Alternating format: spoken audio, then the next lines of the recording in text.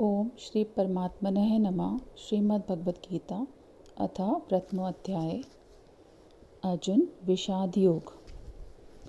धृतराष्ट्र ने अपने मंत्री संजय से पूछा, हे संजय, पावन भूमि कुरुक्षेत्र में युद्ध की भावना से एकत्र हुए मेरे व पांडु के पुत्रों ने क्या किया? संजय बोला, हे राजन, उस समय पांडवों की व्यूहात्मक सेना को देखकर राजा दुर्योधन ने आचार्य द्रोण के निकट जाकर इस प्रकार कहा, हे आचार्य, पांडवों की इस विशाल सेना को देखिए, जिसे चक्राकार रूप में आपके ही बुद्धिमान शिष्य व द्रुपद पुत्र धृष्टद्युम्न ने खड़ा किया है। पांडवों की इस विशाल वाहिनी सेना में विशाल धनुष वाले, युद्ध में भीम और अर्जुन जैसा बल रखने वाले अनेक बलशाली वीर सम्मिलित हैं।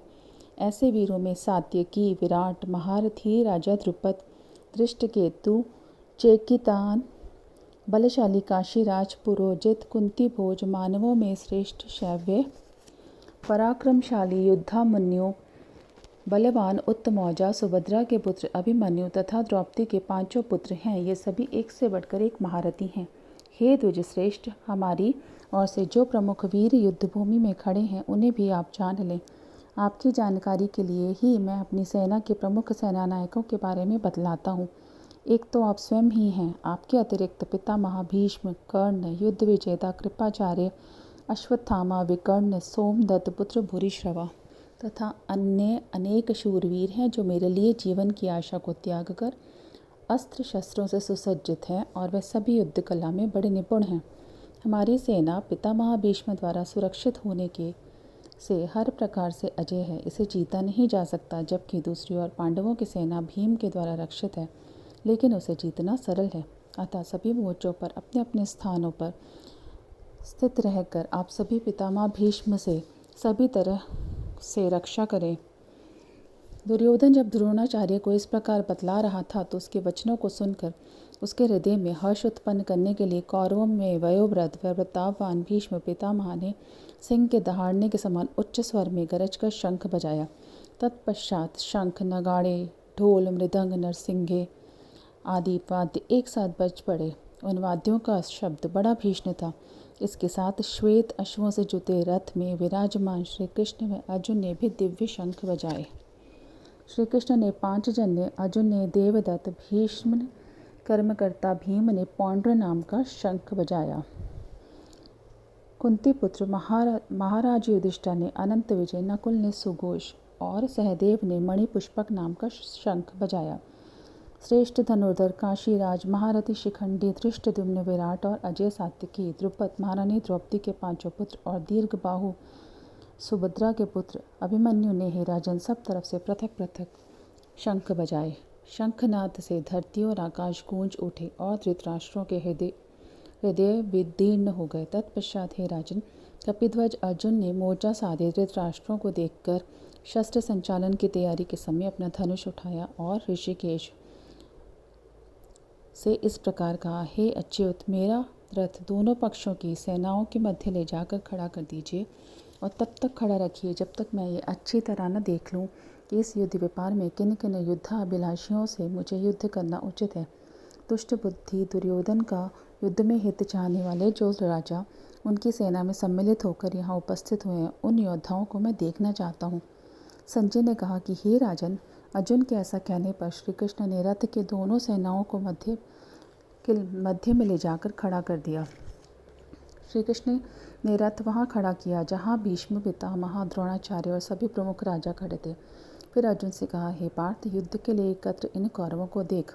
फिर प्रथपुत्र अर्जुन ने वहाँ उपस्थित चाचाओं, पितामहों, आचार्यों, मामाओं, भाइयों, पुत्रों, पौत्रों, मित्रों, श्वसुरों, शुभचिंतकों को दोनों पक्षों की सेनाओं में देखा। कुंतीपुत्र अर्जुन उन सभी बंधु बांधवों, श्रद्धा योग्य श्रेष्ठ जनों को वहाँ उपस्थित देखकर करुणा से पूरित होकर शोक करता हुआ बोला, हे कृष्ण, युद्ध भूमि में अपने ही लोगों को युद्ध की कामना से उपस्थित देखकर मेरे अंग शिथिल हो रहे हैं, मुख सूखता जा रहा है और मेरा शरीर कांप रहा है। मुझे रोमांच हो रहा है, हाथ से गांडीव धनुष छूटता जा रहा है, मन भ्रमित हो रहा है। अतः मैं खड़ा रहने में भी सक्षम नहीं हूँ, अर्थात लड़ खड़ा रहा हूँ।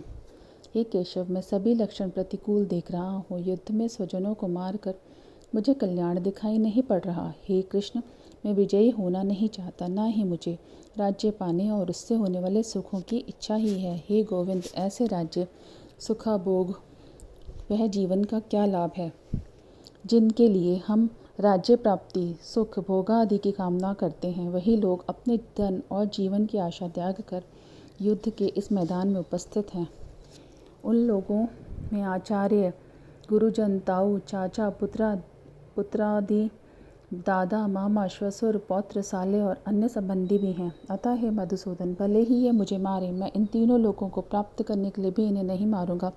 पृथ्वी लोक के राज्य की तो बात ही क्या है। हे जनार्दन, धृतराष्ट्र के इन पुत्रों को मारकर क्या हमें प्रसन्नता होगी? इन आतताइयों को मारकर हमें पाप भी तो लगेगा। अतः हे माधव, धृतराष्ट्र के इन पुत्रों को, जो अपने ही बांधव हैं, मारना हमें शोभा नहीं देता। और फिर हमें अपने ही लोगों को मारकर किस प्रकार सुखी रह सकेंगे? यद्यपि लोग के वशीभूत हुए लोग वंश नष्ट होने के दोष को और मित्रों से शत्रुता करने के पाप को नहीं देख रहे हैं, लेकिन हे जनार्दन, हमें तो कुलनाश से उत्पन्न दोषों का पता है। फिर हमें इस पाप या दोष से बचने के लिए विचार क्यों नहीं करना चाहिए? कुल के नष्ट होने से सनातन कुल धर्म भी नष्ट हो जाता है। सनातन कुल धर्म से नष्ट होने से कुल में पाप की वृद्धि हो जाती है। हे कृष्ण, पाप की अधिकता से कुल की स्त्रियां दूषित और नष्ट हो जाती हैं। हे वार्ष्णेय, स्त्रियों के भ्रष्ट होने से वर्ण संकर की उत्पत्ति होती है। वर्ण संकर कुलाघातियों और कुल दोनों को ही नरक में ले जाने वाला है।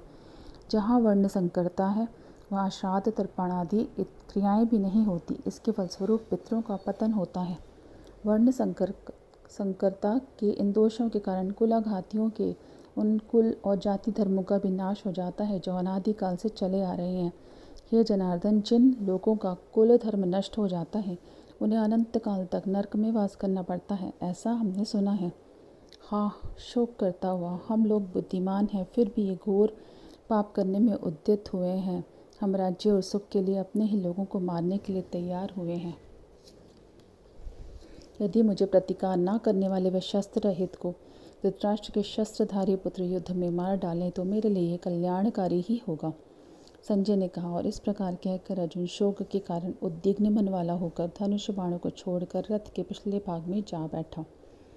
ओम तत्सदिति श्रीमद्भगवद्गीतासु उपनिषत्सु ब्रह्म विद्याये योग शास्त्रे श्री कृष्ण अर्जुन संवादे अर्जुन विषाद योगो नाम प्रथमो अध्याय।